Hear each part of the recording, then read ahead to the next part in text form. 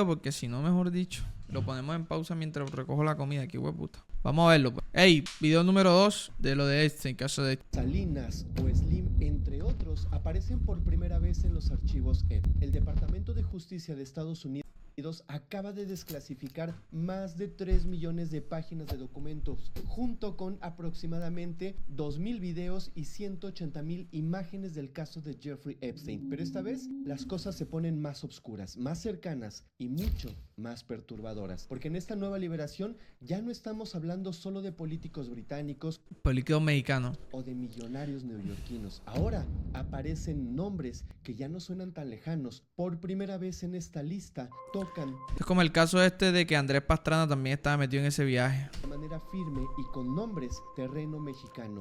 Sí, entre los documentos liberados como correos, agendas y listas de invitados a fiestas privadas aparece el nombre de Ricardo Salinas Pliego, uno de los empresarios más poderosos de Latinoamérica, pero no está solo. También figuran referencias a, por ejemplo, Carlos Slim Elú en intercambios Carlos Slim, ese no es el dueño de Claro. ¡Ay, jueputa! sobre posibles inversiones y contactos de alto nivel. También María Asunción Aramburu Zavala, vinculada a eventos sociales patrocinados nada más y nada menos que por Epstein, y menciones indirectas a propiedades relacionadas con la familia de Emilio Azcárraga Milmo. Ninguno de ellos está acusado de crimen alguno, pero sí aparecen en los archivos oficiales del FBI y del Departamento de Justicia de los Estados Unidos. También en estos nuevos archivos, algunos documentos detallan comunicaciones con el presidente Donald Trump y hasta declaraciones de testigos que afirman cosas tan extremas como su participación en fiestas privadas junto a miembros del cártel de Sinaloa. ¡Qué Una denunciante mierda! incluso aseguró que hay un video de aquella noche, aunque el propio Departamento de Justicia aclara que ese testimonio fue considerado como no confiable y sin pruebas claras. Pero aquí te va la pregunta incómoda. Si tu nombre aparece en la lista de Jeffrey Epstein, ¿realmente qué tan lejos estás de la culpa?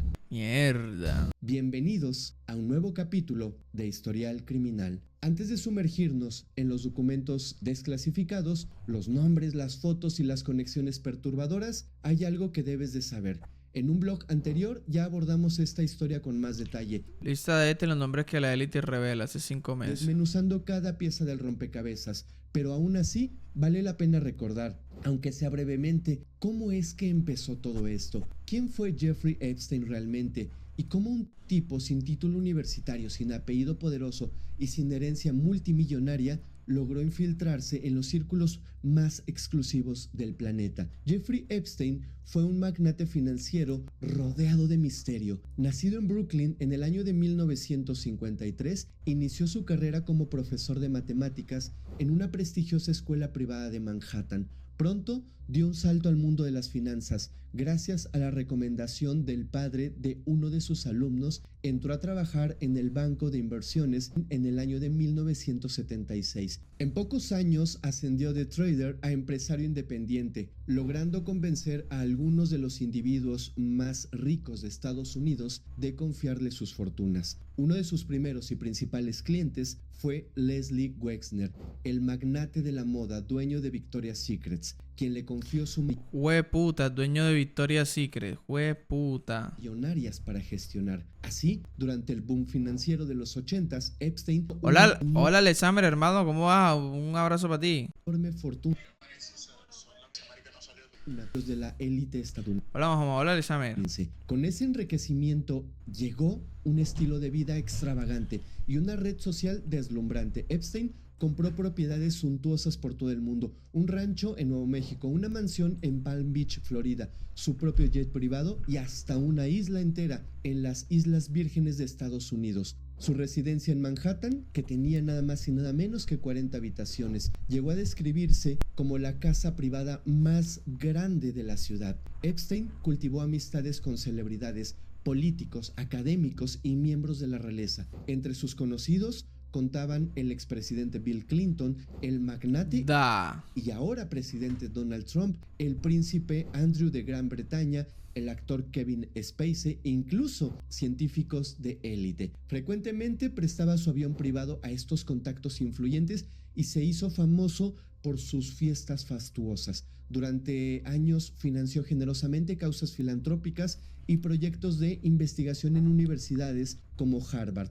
lo que le abrió círculos exclusivos en la ciencia y en la alta sociedad. En apariencia, Jeffrey Epstein era un mago de las finanzas, con amistades poderosas en todos los ámbitos. Sin embargo, bajo esa fachada de glamour se ocultaba una oscura realidad. A lo largo de los años, ¿Sí escuchan bien? rumores de que Epstein aprovechaba su dinero y conexiones para cometer abusos íntimos sistemáticos. Mujeres muy jóvenes, en algunos casos menores de edad, circulaban por sus mansiones y viajes, alimentando sospechas. En el año 2005, esas sospechas estallaron públicamente. Una madre denunció ante la policía de Palm Beach que su hijastra, de tan solo 14 años, había sido llevada a la mansión de Epstein, donde éste le pagó $300 por un masaje erótico. Esta acusación destapó la cloaca. Hueputa. Tras la denuncia en Florida, Epstein fue arrestado por primera vez en el año 2005. La policía y el FBI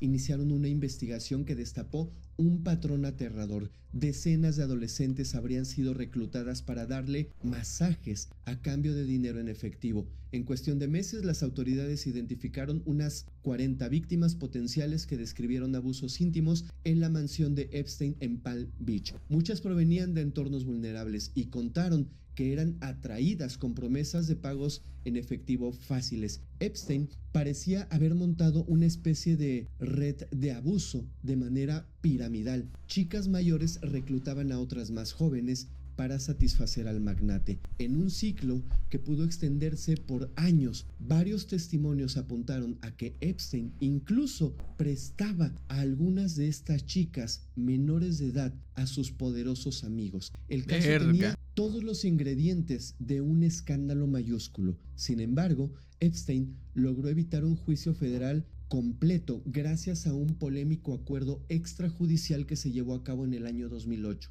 en lo que ha sido catalogado como un trato sin precedentes. Los fiscales federales, liderados entonces por Alexander Acosta, fiscal del Distrito Sur de Florida, detuvieron la investigación federal y le permitieron a Epstein declararse culpable solo de cargos menores en el fuero estatal. Concretamente, Epstein se declaró culpable de solicitar servicios íntimos a una menor de edad, una figura delictiva menos grave. A cambio, todas las posibles acusaciones federales por tráfico y abuso de quedaron prácticamente archivadas. El pacto, negociado casi en secreto, estipuló que Epstein pasaría 18 meses en una cárcel estatal, con permisos para salir a trabajar durante el día y que sería registrado como un delincuente. En la práctica solamente cumplió 13 meses tras las rejas, muchos de ellos con privilegios atípicos, y salió en libertad a mediados del año 2009. No joda. El acuerdo también blindó de posibles imputaciones a cualquier cómplice no identificado de Epstein, concediendo inmunidad a potenciales co-conspiradores, un detalle que luego generaría indignación al pensar en quiénes podrían haber sido esos cómplices. El trato del año 2008 se mantuvo prácticamente oculto al ojo público por años. Cuando finalmente salió a la luz, muchos lo tildaron de indulgencia escandalosa. Epstein básicamente compró su libertad, pagó acuerdos civiles confidenciales a decenas de víctimas y evitó así ir a juicio, mientras las autoridades archivaban pruebas que apuntaban a delitos sexuales mucho más graves. Alexander Acosta, el fiscal que aprobó aquel acuerdo, fue muy crítico después de haber cedido ante los poderosos abogados de Epstein. Años más tarde, Acosta tendría que renunciar a su cargo de secretario del Trabajo en el gabinete de Donald Trump. Cuando los detalles de este pacto salieron a la luz pública en el año 2019, las primeras víctimas de Epstein nunca vieron justicia plena, y aquel pacto del 2008 permitió al financiero seguir moviéndose con relativa libertad durante al menos otra década. ¿Cómo alguien acusado por decenas de menores logró un castigo tan leve? Esa pregunta encendió teorías sobre las influencias y secretos que Epstein podía haber utilizado, obviamente, a su favor. La impunidad de Epstein finalmente se derrumbó en el año 2019. Tras renovadas investigaciones impulsadas por una ola de indignación pública, Epstein fue detenido de nuevo el 6 de julio del año 2019 en Nueva York. Fiscales federales del Distrito Sur de Nueva York le imputaron cargos de tráfico y abuso acusándolo de dirigir una red internacional de abuso que involucraba a chicas de apenas 14 años, esto desde el año 2002 hasta el 2005. Al registrar su mansión de Manhattan, las autoridades hallaron indicios inquietantes, cientos y cientos de fotos comprometedoras de jóvenes, CDs y videos guardados en cajas fuertes, una gran cantidad de dinero en efectivo, joyas e incluso un pasaporte con una identidad falsa. Epstein se declaró inocente, pero el juez le denegó la fianza ante el riesgo de fuga, dado ¡Qué mierda! su riqueza y los aviones privados que poseía. Así, fue ingresado en el Centro Correccional Metropolitano de Nueva York, a la espera de su juicio. La estancia de Epstein en esa cárcel federal duró apenas 5 semanas y culminó de una forma totalmente controvertida. El 10 de agosto del año 2019 fue hallado sin vida en el piso de su celda a las 6:30 de la mañana con un pedazo de sábana alrededor del cuello. Los guardias lo encontraron colgado de la litera de su cama y trataron de reanimarlo sin éxito. Epstein fue trasladado de urgencias a un hospital donde fue declarado sin vida minutos después, a las 6:39 de la mañana. La autopsia oficial, realizada por la Oficina Forense de Nueva York, dictaminó que la causa fue autolesión por ahorcamiento. El entonces fiscal general de Estados Unidos, William Barr, confirmó ese veredicto, pero lo calificó como una tormenta perfecta de metidas de pata por parte de la prisión. Y es que rápidamente salieron a la luz numerosas irregularidades ocurridas la noche del deceso de Epstein, alimentando sospechas de algo muy turbio. Para empezar, los dos guardias encargados de vigilar el módulo donde estaba Epstein se quedaron dormidos en sus puestos, increíble, y falsificaron los registros para ocultarlo. Las cámaras de seguridad frente a la celda de Epstein no grabaron correctamente. Según el Departamento de Justicia, el sistema de video ¡Está raro! falló parcialmente la noche del 9 de agosto. Epstein, además, tenía que tener rarísimo un compañero de celda, pero al momento de su muerte estaba totalmente solo, pues su compañero había sido trasladado inesperadamente y no asignaron absolutamente a nadie más. Todos estos fallos simultáneos encendieron al instante teorías conspirativas en la opinión pública, y era más que obvio. A pesar del dictamen oficial de, digámoslo así porque ustedes saben que no puedo pronunciar esa palabra, autolesiones, hasta la fecha persisten serias dudas en la opinión pública. 5 años un resumen exactamente del examen. Después, medios como Wired revelaron el caso en la gestión de evidencias del caso. Por ejemplo, en el 2025 el FBI incluyó por error, escucha esto por favor, incluyó por error en los archivos del caso un video viral falso que simulaba el momento en que supuestamente se quitaba la vida Jeffrey Epstein. ¿De dónde crees que venía este video? Es increíble, escucha, provenía de la Dark Web. Ese clip de 12 segundos, en realidad una recreación digital de origen anónimo, terminó mezclado entre el material divulgado por el Departamento de Justicia antes de ser retirado, aumentando totalmente la confusión en el caso. La propia falta de un video real dentro de la celda deja un vacío que las teorías han llenado con, imaginación, por supuesto. En suma, la muerte de Jeffrey Epstein se convirtió en terreno fértil para la desconfianza. Aquí preguntamos esto: ¿se quitó la vida realmente o se la quitaron? Nunca lo sabemos con cierta absoluta. Lo único claro es que con su fallecimiento se extinguió la acción penal en su contra. El juez archivó todos los cargos pendientes y la atención de la justicia se volcó a sus presuntos cómplices, en especial a su expareja y mano derecha, Maxwell, arrestada en el año 2020 y condenada en el año 2021 por tráficos. Pero para la multitud de víctimas de Epstein, su muerte fue un nuevo golpe. Les arrebató la oportunidad de verlo declarar en un juicio y responder directamente por sus crímenes ante ellas. que las mirara de frente y respondiera por lo que hizo. Eso, lamentablemente, no sucedió. Archivo Epstein. Pero ahora vamos a la desclasificación. Tras la muerte de Epstein, inició una batalla legal por la transparencia. Muchas piezas del expediente permanecían selladas o clasificadas, protegidas por la privacidad de terceros no acusados. Sin embargo, la presión pública y de la prensa logró que algunos documentos salieran a la luz. El primer granito ocurrió a finales del año 2019 y principios del 2020, con la desclasificación de cientos y cientos de páginas vinculadas a un antiguo caso civil.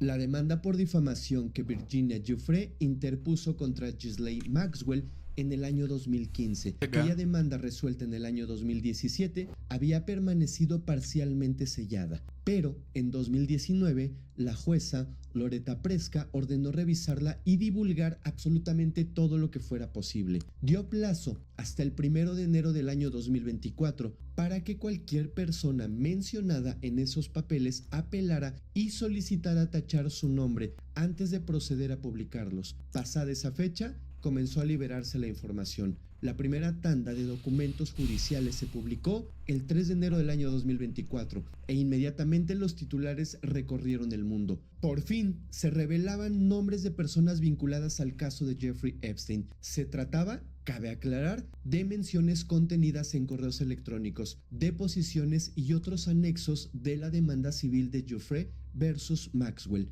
no de acusaciones penales nuevas. Aún así, el morbo era enorme. Según informes de NBC News, más de 150 nombres de individuos aparecerían gradualmente en estos documentos. Verga. Divididos en varias entregas. En la primera parte, unas 40 piezas documentales, cientos y cientos de páginas salieron a la luz. Muchos nombres ya eran conocidos por haber surgido en reportes anteriores, pero otros salieron por primera vez en fuentes oficiales. ¿Quién figuraba ahí? Los medios pronto difundieron la lista. Entre otros, aparecería el príncipe Andrew, duque de York, hijo de la reina Isabel II, cuyo estrecho vínculo con Epstein ya era sabido, el expresidente Bill Clinton, quien voló en el avión de Epstein en múltiples ocasiones, el exgobernador de Nuevo México, Bill Richardson, el prestigioso abogado Alan Dershowitz, que había sido parte de la defensa de Epstein, el famoso cantante Michael Jackson, Mira lo de Michael. El físico Stephen Hawking, quien años atrás asistió a un evento científico en la isla privada de Epstein. Cabe resaltar que ninguno de ellos fue acusado de delito alguno en esos documentos. Sus nombres surgían de referencias en correos, testimonios o en agendas, muchas veces ya cosas pasadas. De hecho, en varios casos se aclaraba que la mención era realmente tangencial. Por ejemplo, Hawkins aparecía porque visitó la isla de Epstein junto a otros científicos para una conferencia. Jackson figuraba por un comentario aislado. No hubo ninguna lista de clientes con gustos pormenores, digámoslo de esa manera, revelada como clamaban las teorías conspirativas. Esa idea resultó infundada. La mayoría de los nombres de alto perfil que salieron ya se conocían por investigaciones periodísticas previas, pero ahora quedaban confirmados en documentos oficiales. Aún así, el impacto mediático fue inmenso. Ver por escrito en documentos judiciales nombres de figuras tan famosas generó una oleada de cobertura. Los tabloides británicos, por ejemplo, destacaron con escándalo los detalles sobre el príncipe Andrew.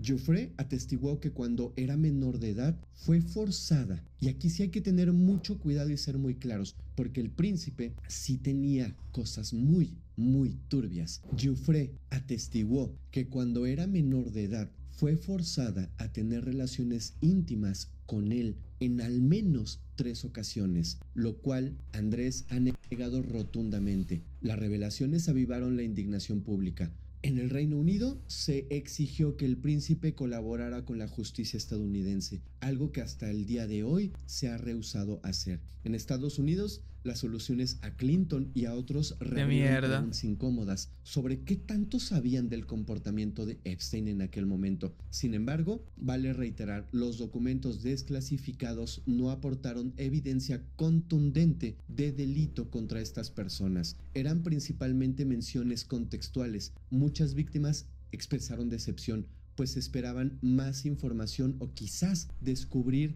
identidades de co-conspiradores que nunca fueron revelados. La realidad es que esta primera desclasificación resultó menos explosiva de lo anticipado en términos jurídicos. No contenía ninguna bomba secreta, aún así sirvió para corroborar la magnitud de la red de contactos de Epstein e institucionalizó de alguna manera la información que antes era un rumor o solamente una investigación periodística. Los abogados de víctimas criticaron que la liberación fuera tan parcial y además tan lenta, pero al menos la cortina de secretismo Este video tiene bastante información, empezaba a levantarse. Esta primera ronda de archivos desclasificados estableció un precedente de transparencia, preparó el escenario para lo que vendría después, para lo que hoy está pasando, una demanda creciente para que el gobierno de Estados Unidos abriera por completo los expedientes criminales de Epstein, no solamente documentos civiles. Esa demanda derivó eventualmente en una ley especial y en una masiva divulgación de archivos a inicios del año 2026 de este año, casi complementando el mosaico de esta historia, la cual aún no termina. Hey, ¿les gusta el video, muchachos? Vamos ahora a la segunda desclasificación masiva que ocurrió entre enero y febrero de este año 2026. Parece que está haciendo todo. ¿Qué te parecía imposible? Ocurrió por fin. El gobierno de Estados Unidos liberó una enorme colección de archivos de las investigaciones penales sobre Jeffrey Epstein. Esto se debió a la Ley de Transparencia de los Archivos de Epstein, aprobada por el Congreso de Estados Unidos a finales del año 2025, que obligó al Departamento de Justicia a publicar todos los materiales no clasificados relacionados con Epstein y además con sus cómplices. El presidente Donald Trump, quien inició su segundo mandato en enero del 2025, firmó prácticamente a regañadientes esa ley el 19 de noviembre del año 2025. La norma fijaba como fecha límite el 19 de diciembre de 2025 para divulgar los archivos, aunque el Departamento de Justicia no logró cumplir plenamente a tiempo esta demanda. Hubo una primera entrega de documentos ese día, pero con gran parte del contenido tachado y millones de páginas retenidas para revisión.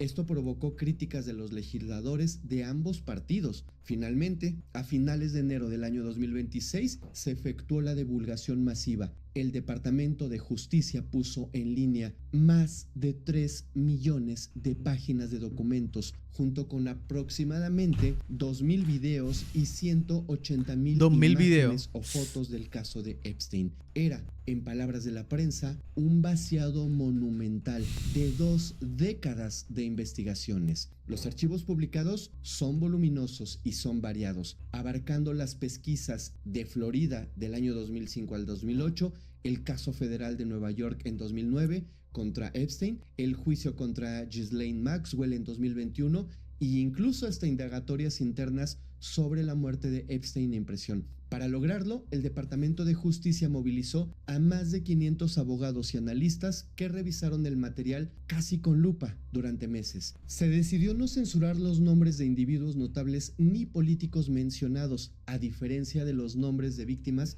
que ahora sí fueron ocultados por privacidad. Eso sí, el Departamento de Justicia advirtió que entre los millones de archivos hay información muy heterogénea, por llamarle de alguna manera. Incluyeron literalmente todo lo que recolectaron sobre Epstein, incluso rumores infundados y denuncias sin verificar que alguna vez recibió el FBI. Esto es súper importante que lo entendamos. ¿Por qué? Porque vienen dentro de estos documentos muchísimas teorías que no están comprobadas, rumores que no tienen fundamento y denuncias que no están verificadas y que alguna vez recibió el FBI. Entendamos que una denuncia que recibió el FBI, que viene en esos documentos, el que la haya recibido no la vuelve real. Es bien importante que tengamos esto bien en claro. Claro. Cuando lleguemos a la parte de los nombres de los empresarios y políticos mexicanos que aparecen en estos documentos, tenemos que tener bien en claro esto. No todo lo que viene ahí está verificado. El Departamento de Justicia lo que hizo fue agarrar todo este lote y aventarlo, con o sin verificación. Con esto aclarado, seguimos. En una carta al Congreso acompañando la entrega, el departamento aclaró que algunos documentos contenían afirmaciones, como les acabo de decir, sensacionalistas y falsas sobre figuras públicas, pero que se incluyeron por mandato legal, ya que formaban parte de los expedientes. Era una prevención clara de que no todo lo que figuraba en los archivos es verdad, sino que también están los rumores que alguna vez llegaron a oídos de investigadores. Y vaya que eso quedó demostrado. La publicación de estos Epstein Files ha resultado ser un tesoro tanto para periodistas como para teóricos de la conspiración. Entre la avalancha de información han surgido revelaciones importantes y también revelaciones que hacen mucho ruido. Enumeremos algunos de los hallazgos y datos más destacados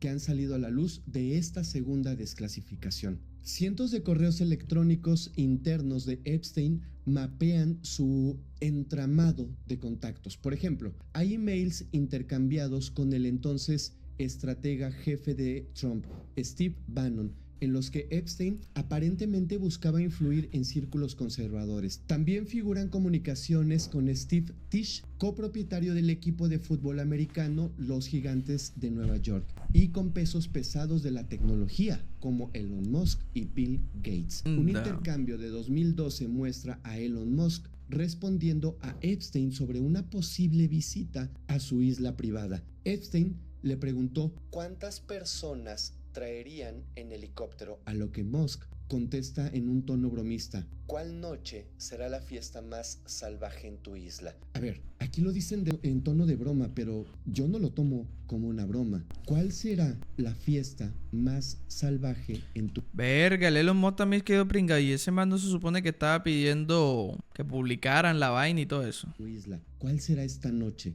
Todos entendemos a qué se está refiriendo. En otra serie de correos, Epstein organiza cenas privadas con líderes mundiales en las finanzas y la tecnología e invita a Ricardo Salinas Pliego, el conocido empresario mexicano, a un evento exclusivo, tema que abordaremos completo más adelante. Según se desprende de esta cadena de emails, todos estos datos son reales. Varios de los correos reflejan a Epstein actuando como conector de personas influyentes, casi como una persona que se encarga de las relaciones públicas de la élite, usando su mansión y su isla para reunir multimillonarios, políticos y celebridades bajo pretextos filantrópicos o sociales. Además de los ya conocidos asociados de Epstein, como por ejemplo Trump, Clinton y el príncipe Andrew, esta liberación de archivos sacó a relucir nuevos nombres de figuras públicas que interactuaron con él de alguna forma. Un ejemplo es Miroslav Lajčák, un alto diplomático de Eslovaquia,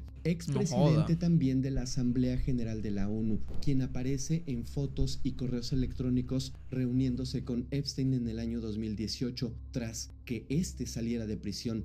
Las revelaciones de esos contactos llevó a este hombre a renunciar a su cargo de asesor de seguridad nacional en su país de manera inmediata. Otro caso es Andrew, el príncipe británico. Si bien ya se sabía de su amistad con Jeffrey Epstein, los archivos incluyen cientos de referencias hacia él. En un email del año 2010, Epstein incluso le propone hacerla como de Celestino y le dice: tengo una amiga con la que creo que disfrutarás cenar. Le escribe refiriéndose a una joven de 26 años, rusa, lista, hermosa y de confianza, según las propias palabras de Epstein. Andrew respondió entusiasmado que estaría encantado de verla y de conocerla. Este curioso intercambio mostró cómo Epstein seguía frecuentando e influyendo en la vida personal del príncipe años después incluso de su primer condena. Entre otros nombres que aparecen en los documentos figuran también Sergey Brin, cofundador de Google, visto en fotos junto a Epstein en reuniones sociales. El cineasta también, Woody Allen, que sale en imágenes conversando con Epstein. El columnista David Brooks del New York Times, también retratado en fotografías con Epstein. E incluso el legendario Noam Chomsky, lingüista e intelectual de izquierda, a quien se ve sentado con Epstein en un avión en algunas fotos de la época. Es importante señalar que aparecen en los archivos, pero no implica que tengan alguna culpabilidad. En su mayoría son evidencias de contactos sociales o profesionales, pero no deja de ser sorprendente ver cuán extensa era la lista de conocidos de Jeffrey Epstein. Hasta este momento te he dado nombres sin demasiado contexto y quizás sin culpa alguna, pero ¿qué te parece? ¿Qué te parece si analizamos mejor uno por uno los nombres más notables en esta lista y vemos qué dicen de ellos estos documentos? Vamos a empezar por la Está hueputa esa mierda, élite americana. Y cuidado, porque aquí, Iban 30 minutos de video. en esta parte del blog, aquí empieza lo turbio. Y aquí te pido, por favor, muchísima discreción. Ok. Donald Trump Jr. Donald Trump mantuvo en el pasado una amistad, como ya lo vimos, ya muy conocida con Jeffrey. Los archivos recién publicados incluyen fotografías ya conocidas, donde Trump aparece junto a Epstein y Maxwell en eventos sociales. Un documento judicial del año 2020 revela el testimonio de una víctima que afirma que en 1995 Epstein la llevó con solo 14 años de edad al club Mar-a-Lago de Trump y se la presentó al entonces empresario. Epstein, dándole un codazo a Trump, le comentó a manera de broma, una broma bastante tonta, por no ocupar otra palabra, y le dijo: ¿verdad que esta es buena? A lo que Trump sonrió y asintió, según el relato de la testigo. No hay acusaciones directas contra Trump por parte de esa víctima, pero el incidente demuestra que Epstein llegó a introducir al menos una menor de edad en un contexto sexualizado. Por otro lado, Trump ha sido señalado públicamente en una demanda civil del año 2016, posteriormente retirada, de supuestamente abusar íntimamente de años en una fiesta en casa de Epstein en el año de 1994. Trump, por supuesto, niega rotundamente cualquier conducta inapropiada con menores y, siendo presidente, promulgó en noviembre de 2025 la Epstein Files Transparency Act para liberar estos archivos. Aún así, congresistas críticos acusan a su administración de no publicar toda la información y de proteger a personas influyentes mencionadas en estos documentos. Pero esto no es todo. En el documento clasificado bajo el código FTA 01660679, una denunciante anónima afirma haber participado en un encuentro de carácter íntimo grupal. De acuerdo con su testimonio, algunas de las jóvenes presentes, según ella, involucradas contra su voluntad, habrían desaparecido después de los hechos. La misma fuente sugiere que tras estos eventos algunas podrían haber perdido la vida y que posiblemente fueron enterradas en las instalaciones de la propiedad donde ocurrieron dichos hechos. La denunciante también aseguró que un hombre identificado como jefe de seguridad de Donald Trump en aquel entonces la habría amenazado directamente. Según su declaración, le dijo tal cual que si alguna vez hablaba de lo que ocurrió ese día en esa casa, terminaría convertida en fertilizante, al igual que las otras. Utilizó otras palabras más fuertes, pero no las puedo mencionar aquí. El mismo documento describe que Donald Trump organizaba en Mar-a-Lago ciertas fiestas conocidas como Donald tiene fama de ser un chupaverga, la verdad. Las chicas del calendario, en las que Jeffrey Epstein habría llevado a menores de edad. La denunciante afirmó que durante esos eventos algunas jóvenes eran presentadas ante invitados influyentes y posteriormente subastadas. Entre los asistentes mencionados en el archivo aparecen nombres como Elon Musk,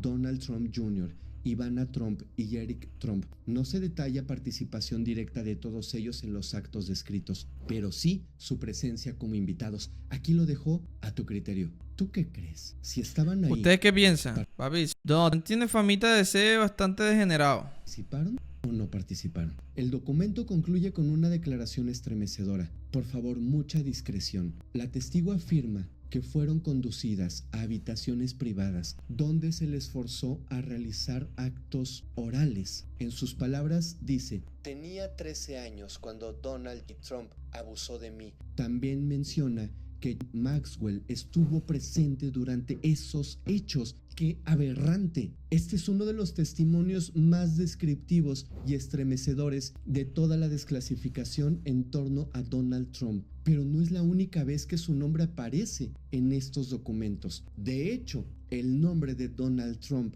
presidente de uno de los países más poderosos del planeta, aparece más de 2000 veces en los documentos, registros de vuelo, listas de contactos, testimonios de presuntas víctimas y múltiples menciones en todos los documentos repartidas a lo largo de todo el expediente. También quiero contarles que durante la grabación de este blog del día de hoy, salió apenas hace unas horas una noticia que causó revuelo inmediato en redes sociales y que conecta directamente con todo lo que hemos venido documentando hasta este momento.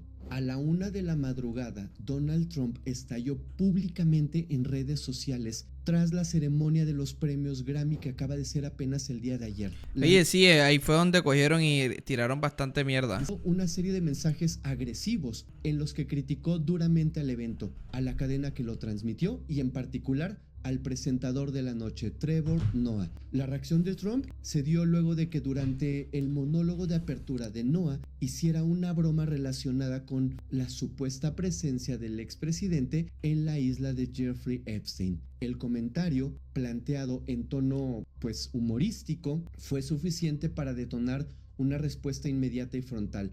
Of the year, congratulations. El amor de mi vida, Village. Once, almost as much as, which makes sense, and because so, Eso pasó en los Grammy. which makes sense. Lo cual tiene sentido, quiero decir, porque la isla de Epstein ya no está. Necesito una nueva para pasar un rato con... So I laughed about it. ¡Ey, marica, qué mierda! Trump negó categóricamente la afirmación, aseguró que nunca ha estado ni cerca de la isla y calificó el comentario como falso y difamatorio. En sus publicaciones arremetió contra los Grammys, contra la televisora y contra Noah, a quien llamó patético, sin talento y además perdedor, afirmando que ya estaba evaluando acciones legales de índole millonarias. En uno de los mensajes más citados, Trump escribe directo al presentador y le dice: "Más vale que aclares los hechos y que lo hagas rápido", advirtiendo que sus abogados ya estaban al tanto del caso y estaban más que listos para actuar. La polémica se propagó en cuestión de minutos. El fragmento del monólogo comenzó a circular y circula al día de hoy masivamente en redes sociales, mientras usuarios dividían sus posiciones, algunos defendiendo el uso del humor político, otros señalando la sensibilidad extrema del expresidente ante... Sí, es que eso es algo bastante sensible. No vería yo como que el tema de hacer política o chistes con esa mierda. Eso es muy delicado, cualquier mención relacionada con Jeffrey Epstein. Más allá del espectáculo mediático, el episodio deja algo sumamente claro. El nombre de Epstein sigue siendo un punto de ruptura, no importa si aparece en documentos, archivos desclasificados o, como en este caso, en una broma televisiva. Basta mencionarlo para detonar reacciones, amenazas legales y crisis públicas inmediatas. Y quizás ese sea el dato más revelador de todos sobre esta noticia. Epstein murió, pero su sombra sigue viva, tan viva que incluso una frase dicha en un escenario a la 1 de la mañana puede encender las alarmas en los niveles, aunque no lo creas, más altos del poder. Puta, Bill Clinton, el presidente. Joda, qué hambre, esas alitas, ¿qué vale? Joda. El expresidente Bill Clinton es uno de los asociados más conocidos de Epstein. En los archivos liberados aparecen numerosas fotografías donde Clinton está socializando con Epstein y algunos otros famosos. Por ejemplo, una imagen lo muestra nadando en una piscina en compañía de Epstein. En otra imagen lo retratan en una reunión junto a la cantante Diana Ross, el difunto Michael Jackson y Ghislaine Maxwell. También se encontraron fotos de Clinton con el músico Mick Jagger y con el actor Kevin Spacey en eventos esa foto ya la había visto, vinculados todos en torno a Jeffrey Epstein. Clinton figuraba en la agenda de Epstein, viajó en el avión privado de Epstein apodado el Lolita Express en múltiples ocasiones a principios de la década de 2000, incluyendo un viaje supuestamente humanitario a África en el año 2002, donde estuvo acompañado por Spacey y el comediante Chris Tucker. En la mansión de Epstein en Manhattan incluso colgaba un famoso cuadro satírico de Clinton vestido con un traje azul y tacones rojos. Bill Clinton ha admitido haber interactuado con Epstein, ya sea en vuelos o en reuniones, pero sostiene y afirma que nunca supo de sus crímenes ni participó en actividades ilícitas. Ahora, un testigo protegida identificada en los documentos como Jane Doe 5, declaró que vio a Bill Clinton en la isla privada de Jeffrey Epstein, conocida como Little St. James. Ella menciona que no lo vio participando en actos indebidos, pero asegura que él sabía perfectamente lo que estaba pasando ahí. Otro testimonio anónimo, incluido en el lote desclasificado de este año, afirma que Clinton asistió a una cena privada con Epstein, también con Ghislaine Maxwell y al menos 3 mujeres jóvenes que parecían menores de edad. Esto yo también lo dejo a tu criterio. ¿Tú crees que este expresidente no conocía de todo lo que estaba sucediendo? ¿Tú crees que obviamente sí, con Maxwell, con Jeffrey Epstein y con 3 menores era una casualidad? La realidad es que no. Yo te invito a reflexionar y a que me dejes en los comentarios qué piensas. No podemos afirmar, no puedo yo afirmar, pero todos tenemos algo que nos ayuda a llegar a la respuesta correcta. Sentido común. El magnate tecnológico Bill Gates es otro de los nombres resonantes que adquieren nueva dimensión a raíz de estos nuevos archivos. Aunque la amistad de Gates con Epstein ya era conocida públicamente desde hace años. O al friki de Bill Gates también está pringado con esa vaina. Que vaina tan hijueputa, vale. Los documentos puta madre desclasificados exponen detalles comprometedores. En un borrador de correo electrónico hallado entre los archivos, Epstein menciona que Gates habría tenido aventuras extramaritales y que incluso le pidió ayuda a Epstein para obtener ciertos medicamentos para lidiar con las consecuencias de sus encuentros con chicas rusas. Culión. Para una infección. No está claro si Epstein llegó a enviar ese correo o si se trataba de una nota personal, pero su contenido sugiere un intento de extorsión o quizás de presión. Epstein aparentemente insinuaba que sabía de los líos amorosos de Gates y podría aprovechar esa información. De hecho, en el año 2019 trascendió que Epstein había intentado negociar con Bill Gates una donación multimillonaria a través de su fundación, al tiempo que le recordaba haber conocido a una joven llamada Mila Antonova, jugadora de bridge con quien Gates tuvo un romance. O sea, hacía mención de esto como diciendo, acuérdate que yo sé lo que tú hiciste. Gates a través descalificó estas insinuaciones de Epstein como absurdas y falsas. Más allá de esa anécdota, los archivos confirman que Bill Gates se reunió en múltiples ocasiones con Epstein a partir del año 2011, generalmente para discutir filantropía y proyectos científicos. Epstein guardaba varias fotos privadas de Bill Gates, incluyendo imágenes que lo mostraban abordando aviones privados. Bill Gates ha expresado públicamente que su involucramiento con Epstein fue un error y que se reunió con él buscando financiamiento para iniciativas globales, pero que nunca vio ni participó en absolutamente nada ilegal. Los nuevos datos, sin embargo, sugieren que... pero entonces si ese Bill que estaba tan pringado de tanta vaina, perdón, ese Jeffrey Epstein, todo el mundo sabía que andaba en sus viajes raros. ¿Para qué monda se reunían con él, ve? ¿Para qué monda? Epstein trató de involucrarse en la vida personal de este multimillonario, lo que arroja una sombra sobre los verdaderos motivos de estas reuniones. Una vez más, lo dejo a tu criterio. El empresario Elon Musk, una de las personas más ricas del mundo. Elon había minimizado anteriormente su relación con Epstein, pero los archivos recién divulgados cuentan otra historia totalmente distinta. Correos electrónicos entre 2012 y 2013 demuestran que Elon buscaba activamente reunirse con Epstein e incluso visitar su isla privada en el Caribe. Incluso se rumora por allí que él insistía en visitar la isla y que en muchas ocasiones fue rechazado. Pero eso es solamente un rumor. En un intercambio de noviembre de 2012, por ejemplo, Musk le escribe a Epstein preguntando ¿qué día, qué noche será la fiesta más salvaje en tu isla? Esto ya se los había contado hace un momento, pero quiero abordarlo de una manera más completa. Epstein y Musk coordinaron posibles fechas para el año 2013. De hecho, ¿qué tienes para que me la ves? Estuvo programado, pero Epstein lo canceló a último momento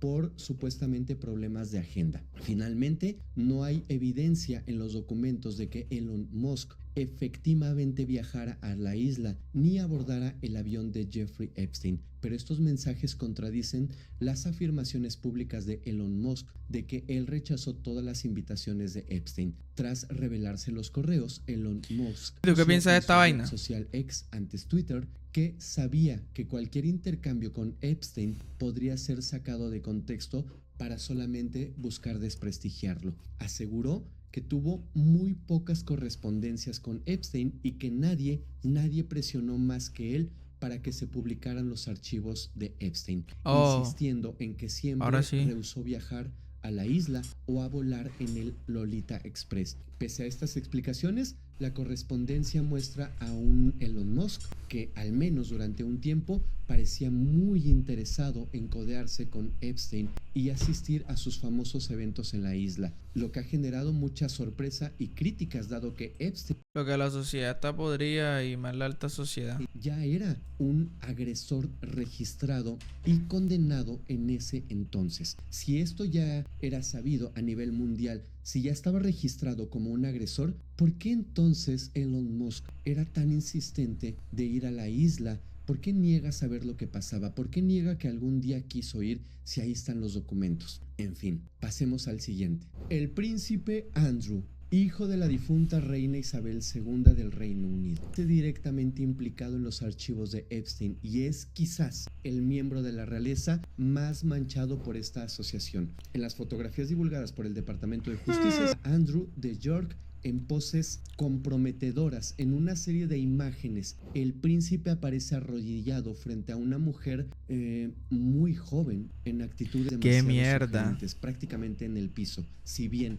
los rostros están censurados, está caído, mira esa mierda. Prácticamente en el piso. Si bien los rostros están censurados, la identidad de Andrew es inconfundible. Estas fotos habrían sido tomadas en el círculo íntimo de Epstein, evidenciando la cercanía del príncipe con el entorno de fiestas privadas de este magnate. Además, desde antes se sabía que Andrew fue amigo personal de Epstein y de Maxwell durante muchos años. Durante todo este tiempo visitó la mansión de Epstein en Nueva York y su isla privada en el Caribe en al menos una ocasión, al menos lo que está registrado. Todos culés degenerados. En el año 2019 salió a la luz. Pero dime una cosa, o sea, que el problema, si son mayores de edad, si tienen 25, si son ya señoras, muchachas ya mayores de edad, pues, pero que son menores, marica. La acusación de Virginia Giuffre, una sobreviviente de tráfico sexual de Epstein, quien afirmó que Epstein y Maxwell la obligaron a tener relaciones íntimas con el príncipe cuando ella tenía apenas entre 16 y 17 años. Andrew negó esas acusaciones, pero a ver, aquí yo te pregunto, ¿qué piensas tú? Acabó pagando una indemnización millonaria en un acuerdo extrajudicial con Giuffre en el año 2022, renunciando de facto a sus roles públicos. La presencia de Andrew en los archivos refuerza la veracidad de sus lazos con Epstein y explica por qué la realeza británica se ha visto gravemente salpicada por este escándalo. Yo te pregunto aquí, para finalizar este bloque con el príncipe, si no tenía absolutamente nada de qué ser acusado, ¿por qué cerrar un trato extrajudicial con un acuerdo millonario para que ya no se dijera nada? No lo sé. Una vez más, lo dejamos en tus manos. Kevin Spacey, ganador del Oscar. El actor estadounidense, famoso por películas como Belleza Americana y la serie... Totalmente, desde que el pago es porque había algo ahí. Más. Ha caído. Aparecen los archivos de Epstein una vez más, debido a su amistad común con Bill Clinton. Las fotos recién divulgadas lo esa serie es brutal. House of Cards confirman. Spacey fue captado en imágenes junto a Epstein, Maxwell y Bill Clinton durante un viaje, ya lo dijimos, supuestamente humanitario a África en el año 2002. Aquel viaje humanitario se realizó en el avión privado de Epstein e incluyó a Clinton, a Spacey, Chris Tucker y otros invitados. En una de las fotografías se ve a Spacey posando junto a Maxwell. En otra imagen, en lo que parece ser la misma gira, Spacey está sonriendo al lado de Clinton y de Maxwell. Además, Spacey figuraba en la libreta de contactos de Epstein, lo que indica que Epstein tenía su teléfono personal y su nombre aparece en registros de vuelo del jet de Epstein en aquellas fechas. Es importante señalar que si bien Spacey ha enfrentado múltiples acusaciones de agresiones íntimas en años recientes, ninguna de ellas está relacionada con Epstein. Las denuncias contra Spacey provienen de hombres que lo acusan de conductas inapropiadas en contextos ajenos a Jeffrey Epstein. Spacey nunca ha sido acusado de participar en las actividades delictivas de Epstein. Su involucramiento conocido se limita a viajar y socializar con él y con Clinton. En julio del año 2023, Spacey incluso comentó públicamente en la red pidiendo que se publicaran los archivos de Epstein cuanto antes para, según él, limpiar su nombre, ya que sentía que su asociación con Epstein había sido magnificada mediáticamente. Con la publicación de los documentos queda claro que Spacey estuvo efectivamente cercano a Epstein a principios de los años 2000 en entornos sociales, pero no ha emergido evidencia que estuviese al tanto o involucrado en los crímenes del financiero. Sin embargo, no olvidemos que él mismo tiene sus propios escándalos sexuales y no se deben de... Sí, ese man está caído. Porque también son un crimen. Jeffrey Epstein, el mismo Jeffrey Epstein. Quiero contarles por último en este bloque lo que se sabe en esta nueva desclasificación del ya mencionado y quizás el mayor depredador de todos, Epstein. Una de las piezas más perturbadoras que salen a la luz es un video recuperado de los discos duros incautados en su residencia en Palm Beach. En las imágenes se observa a Epstein dentro de una cocina, vestido completamente de blanco, desplazándose de maneras inquietantes alrededor de dos jóvenes que aparentan ser muy menores. Ese material fue clave para los fiscales porque destruyó la imagen pública que Epstein había cultivado durante años. No hay solemnidad, no hay filantropía. Lo que se aprecia es una dinámica de poder constante, un comportamiento que especialistas en psicología forense describen como acecho dentro de un entorno completamente controlado. No era un juego, era un método. Publicaciones también confirmaron algo que durante años se sospechó. Epstein no solo buscaba abuso, buscaba control. En Little St. James, su isla privada, se documentó la instalación de cámaras de grado profesional ocultas detrás de espejos y muros falsos. El objetivo no era únicamente grabar a las víctimas, sino también a invitados influyentes. Ese material funcionaba como, vamos a llamarle así, un seguro de vida. Información para negociar, presionar o garantizar silencios, incluso frente a procesos judiciales. Otro bloque revelador surge de testimonios y documentos hallados en Nuevo México. En su rancho de Zorra Ranch, Epstein desarrolló una obsesión que va más allá del delito, una idea de trascendencia biológica. Los archivos describen su intención de utilizar la propiedad como un espacio para a múltiples mujeres con su propio ADN, convencido de que su inteligencia y linaje tenía que preservarse y multiplicarse. Esta idea no aparece como un rumor, sino en notas, planos y registros de empleados vinculados a proyectos científicos que él mismo financiaba. Los documentos también profundizan en el papel de agencias de modelaje utilizadas como fachadas. Se detalla un sistema mediante el cual mujeres jóvenes eran trasladadas desde Europa o otros continentes. ¿Quiénes están por ahí? Supuestas visas de talento. Que mi comida no llega. Qué puta mierda, mi puta comida. Uy, no, malparido Rappi chupa verga. Dios, malparido Rappi. Desde las 10:30 se pidió ese hueputa. 10:30. Son las 12 ya. No joda. Oye, qué Rappi tan chupa verga ese, ¿vale? ¿Ah? Eso llega mañana. No, malparido y hueputas eso. Les dan esa puta comida y se quedan ahí, yo no sé, haciendo qué mierda esos malparidos. Es que te van a demorarse una hora entre unas putas alitas que yo voy aquí y las compro. Herda. Joda, ya te fumó. ¿Ustedes creen que me fumó? Joda, qué rabia, ¿vale? Dale ahí, yo no sé si puta está chupando pene por allá que no responde.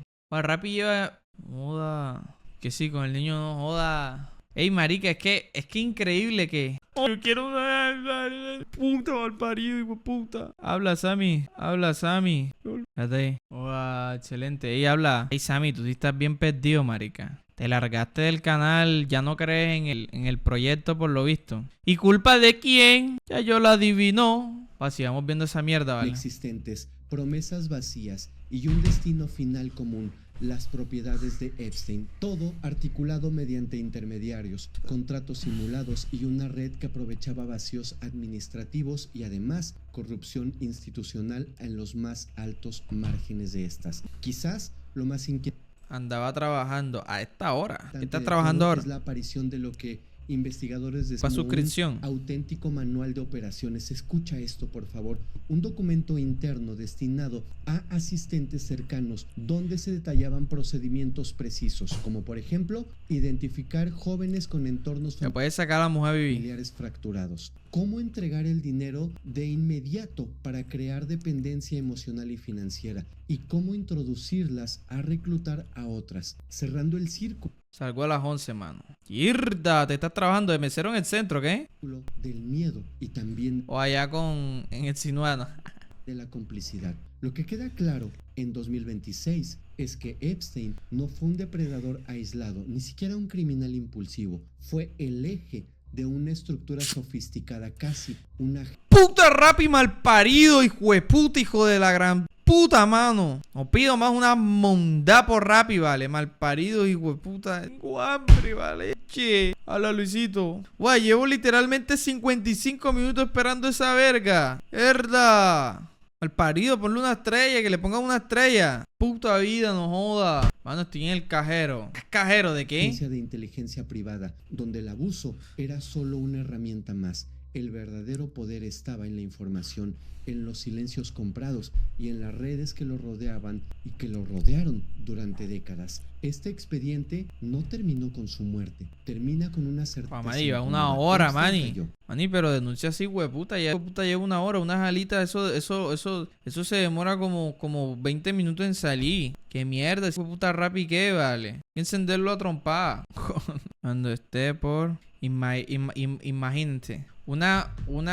En Medellín hay una tiendecita que vende cositas así bien ricas. Me acaban de pedir mi dirección para mandarme unas galletitas que a mí me gustaron. Qué lindo, marica. Qué lindo trabajar con gente así y que sean así de cariñosos. Imagínate, sin tanta bulla, ay, sí, yo te las mando. Llegó un momento y me las envió. En cambio, por ahí, gente que vociferaba de que, ay, que te voy a mandar esto, que te voy a dar esto, que ven, te doy una pizza, que ven, te doy un no sé qué, papi.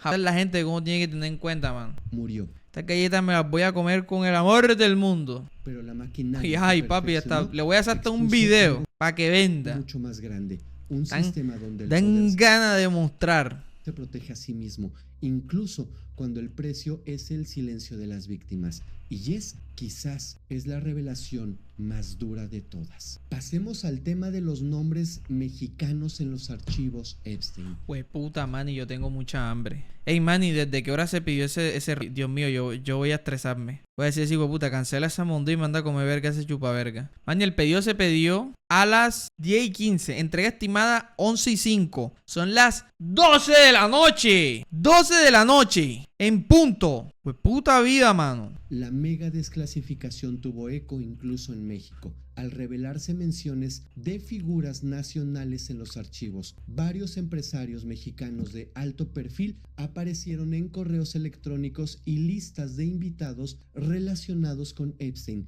Es importante subrayar que en ningún caso se les vincula hasta este momento al menos con ningún delito, sino más bien figuran en contextos sociales o de networking. Vamos con el primero. El magnate mexicano Ricardo Salinas Pliego, uno de los hombres más Mira ese ricos de hueputa. México, propietario de Grupo Salinas, Esta tiene una cara de mejor dicho. de Azteca, Banco Azteca, entre otras empresas. Figura por primera vez en la documentación del caso Epstein con esta desclasificación. Ay, Dios mío, ya llevo 3 horas haciendo stream sin comer, marica. Un archivo identificado como EFT Me voy a poner a llorar, bro. A01794970 contiene un correo electrónico enviado por John Brockman el 2 de marzo del año 2011, donde se invita a Salinas Pliego a una cena privada en el restaurante Le Opera de Long Beach, California. En este email de Brockman, un promotor de encuentros entre intelectuales y empresarios, aparece Ricardo Salinas en la lista de destinatarios junto con personas como Jeff Bezos, Elon Musk y el propio Jeffrey Epstein. El correo enviado por cierto a la 1:16 a.m, daba instrucciones detalladas para acceder discretamente al lugar del evento, lo que indica que era una reunión exclusiva durante una conferencia de tecnología. La inclusión de Salinas Pliego ahí implica que Epstein coincidió con Salinas en ese círculo y posiblemente se conocieron o interactuaron en dicha ocasión. Ahora, además, otro documento de los archivos menciona a Salinas en contextos de la red de contactos de Epstein, aunque sin detalles adicionales. Cabe mencionar que no hay acusaciones de delitos ni conductas inapropiadas contra Salinas en relación a Epstein. Su nombre aparece como parte de los vínculos sociales que Epstein cultivaba. La noticia de su mención en estos archivos fue recibida con sorpresa en México, dado la importancia de Salinas. Hasta el momento, ni Salinas Pliego ni su empresa han emitido posicionamiento oficial sobre este tema. Su aparición en la desclasificación sugiere cómo Epstein se conectaba también con la élite empresarial latinoamericana en eventos internacionales. Ahora, es importante mencionar que el nombre de Andrés Roemer, ex diplomático mexicano y colaborador cercano de Salinas Pliego en TV Azteca y en un proyecto llamado La Ciudad de las Ideas, aparece con mayor frecuencia y en contextos más directos en los archivos liberados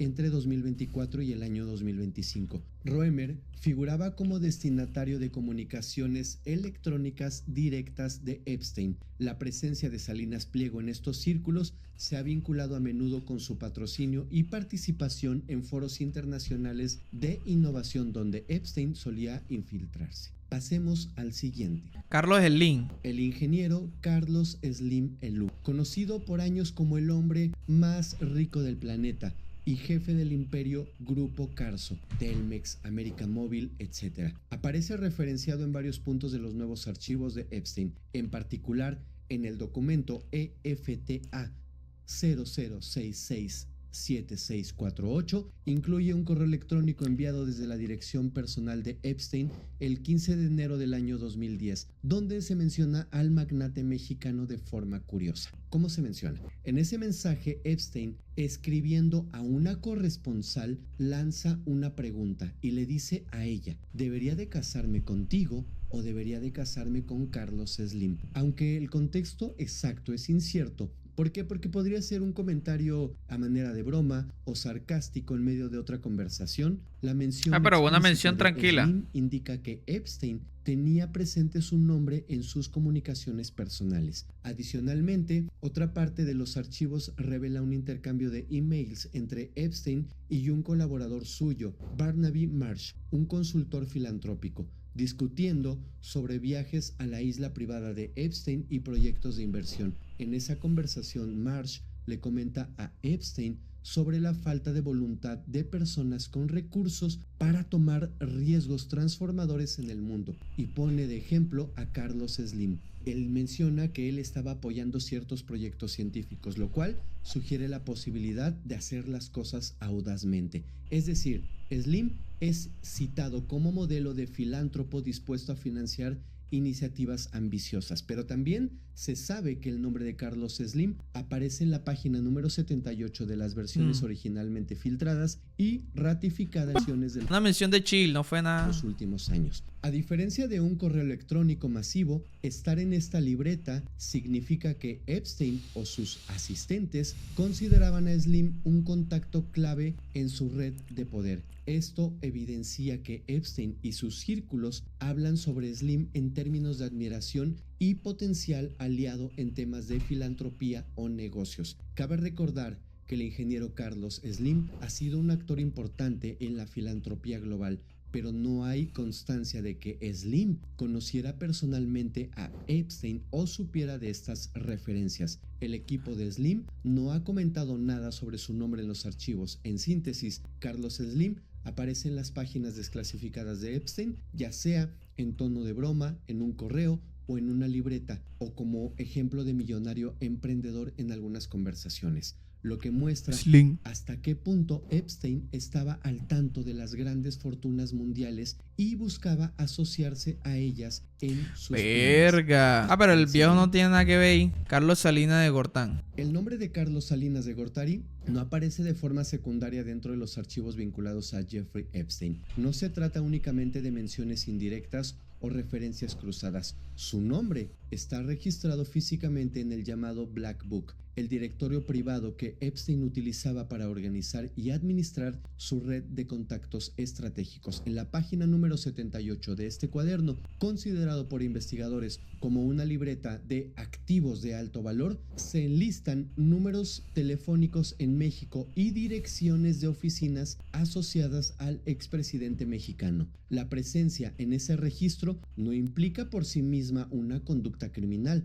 pero sí marca un punto clave. Epstein no incluía nombres al azar. El Black Book funcionaba como un mapa de poder, una agenda de figuras que él o su equipo consideraban esenciales para su influencia política, económica y social a escala global. En ese contexto, Salinas figuraba como una pieza de peso, alguien con acceso a foros internacionales, redes diplomáticas y capital simbólico acumulado tras su paso por la presidencia en México. Uno de los documentos más relevantes que refuerza esta relación es un correo electrónico fechado el 2 de marzo del año 2011. Se trata de una invitación formal a una cena privada conocida en los archivos como la Cena de los Millonarios. El mensaje fue enviado por John Brockman, un influyente agente literario y operador cultural, como ya lo vimos antes, señalado por múltiples investigaciones como uno de los principales puentes entre Jeffrey Epstein y el mundo académico e intelectual. En la lista de invitados aparecen nombres de alto perfil internacional, entre ellos... Oigan, pero eso era una mafia bien hija de puta, ¿eh? O sea, literalmente era puro agente de poder, con fetiches de andar con menores. Verga. Empresarios tecnológicos y financieros globales y el propio Epstein. En ese mismo listado figura Carlos Salinas de Gortari. Estas cenas no eran encuentros casuales, ni siquiera sociales. Su objetivo, según los propios correos, era mezclar grandes fortunas con grandes ideas. Empresarios, científicos, pensadores y figuras políticas retiradas del cargo, pero aún así influyentes. Salinas asistía bajo ese perfil, exmandatario con residencia frecuente en Europa, presencia constante en foros de discusión global y vínculos con proyectos intelectuales y culturales de alcance internacional.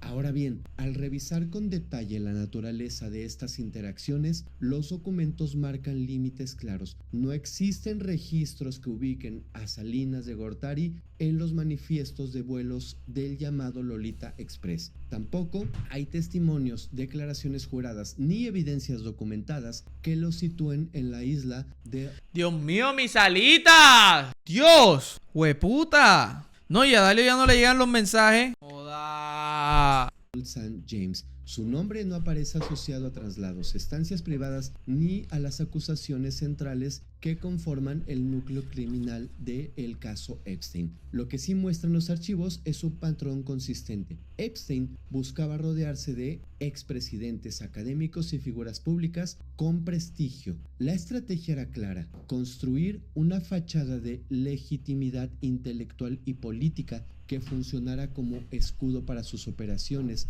y como carta de presentación ante las élites globales. Vamos con el siguiente y quizás con uno de los más mediáticos. Andrés Manuel López Obrador también.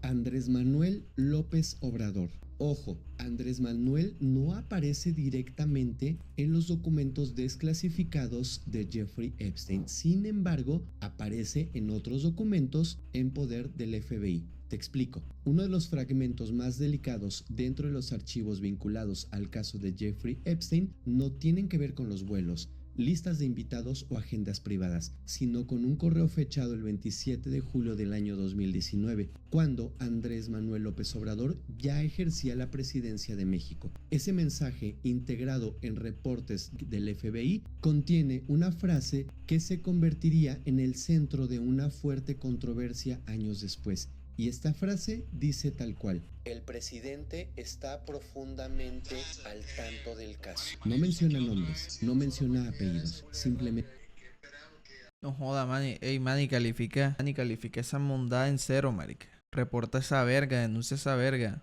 dice que el presidente en turno está al tanto de lo que está ocurriendo. Evidentemente, el presidente en turno en aquel momento era López Obrador. El correo forma parte de un conjunto de reportes elaborados a partir de declaraciones de un informante identificado en los documentos oficiales como Kenneth Darrell Turner. Según su testimonio, existía información sensible relacionada con una presunta red de explotación de menores con operaciones entre Estados Unidos y México. Dentro de esas declaraciones, Turner asegura que habría material videográfico grabado en territorio mexicano y que dicho material era conocido, o al menos del conocimiento general, dentro de ciertas instancias del Estado mexicano. El punto crítico del mensaje no es una acusación directa, sino el alcance del conocimiento. El informante sostiene que el entonces presidente estaba enterado de la existencia de esos videos ¡Qué mierda! y del caso en términos generales.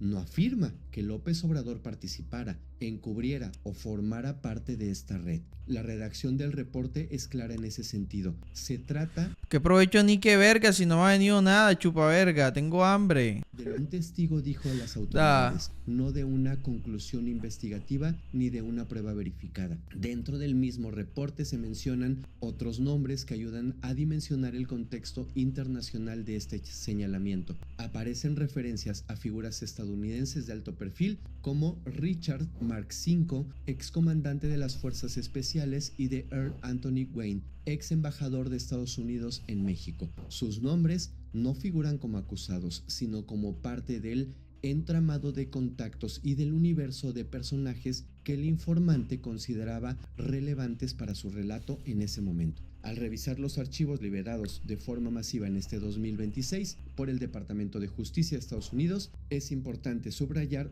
un punto clave. No existe evidencia pública que confirme la existencia de estos supuestos videos, ni documentación que respalde de manera independiente la afirmación del informante. Los reportes del FBI registran las declaraciones, pero no presentan material probatorio que lo valide. En términos legales y periodísticos, esto coloca el señalamiento en el terreno del testimonio no corroborado. Otros elementos que añaden complejidad al caso es la línea temporal. Varias de las situaciones que suelen mencionarse en discusiones públicas, eventos diplomáticos, reuniones sociales o detenciones relacionadas ocurrieron antes del año 2018, durante administraciones previas. El correo, sin embargo, es de 2019 y refleja lo que el informante declaró en ese momento específico, no una reconstrucción histórica completa de los hechos. Cuando estos fragmentos de los archivos comenzaron a circular públicamente, la frase atribuida al correo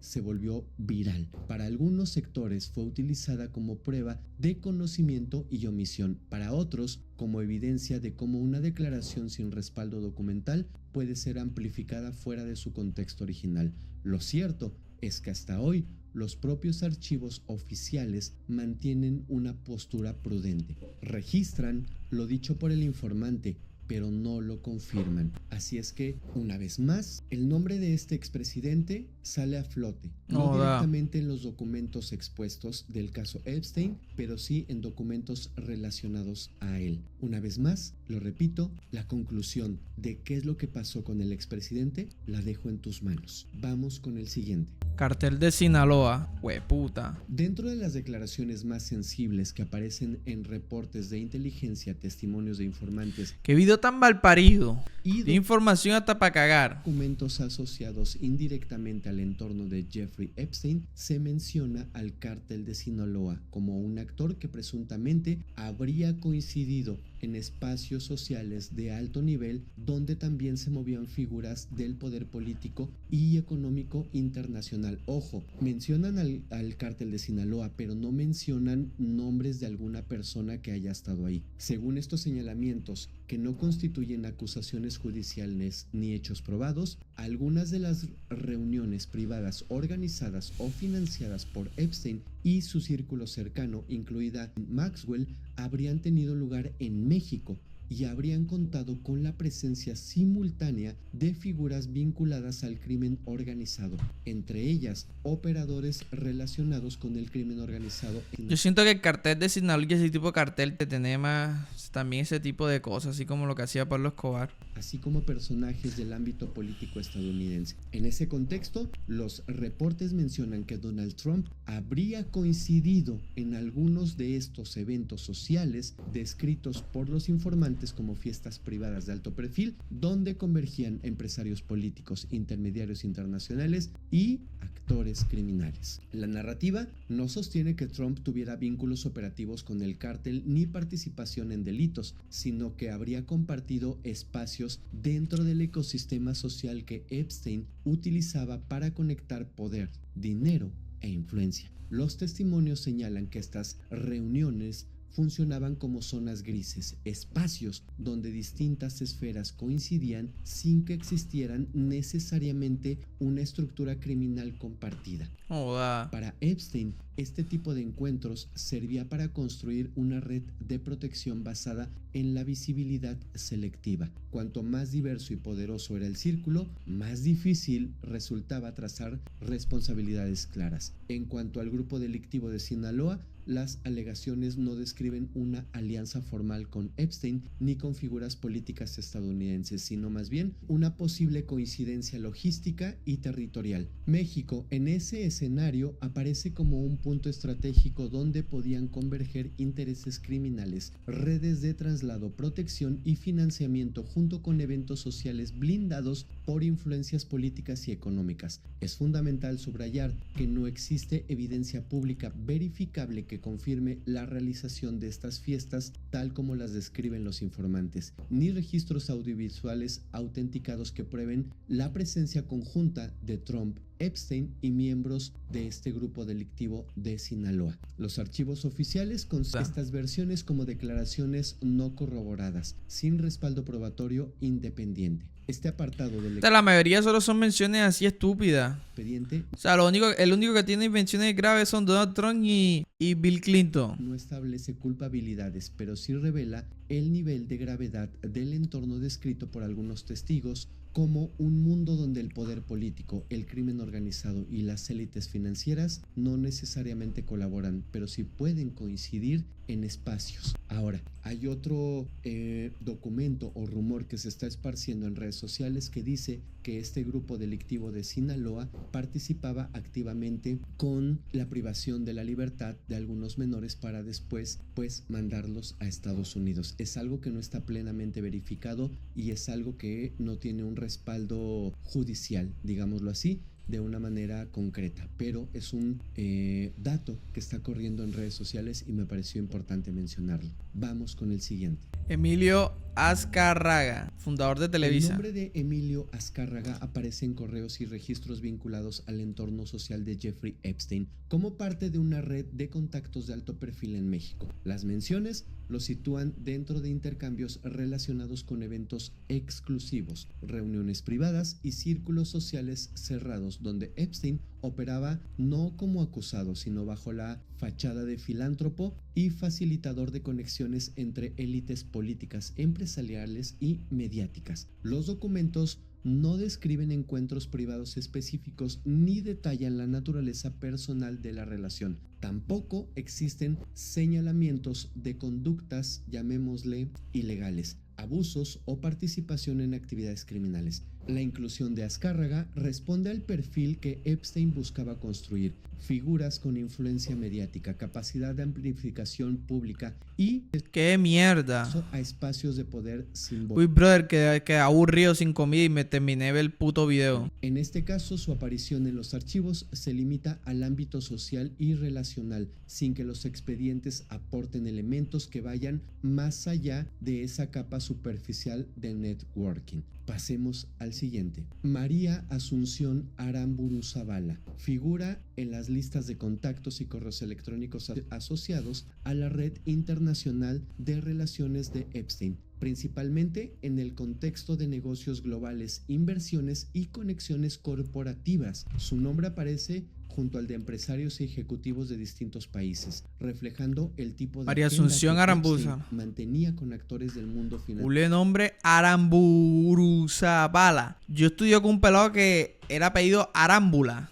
El vale sí era embustero, ¿oíste? Y además corporativo. Sí le hacíamos bullying por embustero. Le decíamos que tenía un jet privado en el colegio porque el man siempre decía que tenía plata. A diferencia de otros casos, en los archivos no existen alegaciones, insinuaciones ni referencias a conductas ilícitas relacionadas con la empresaria. Hasta el momento, los documentos la ubican exclusivamente como un contacto profesional, sin implicaciones criminales ni narrativas paralelas. En términos periodísticos, su nombre aparece en los expedientes como parte del mapa de relaciones de Epstein, pero no como parte del problema central que dio origen a este caso. Bueno, llegamos al final.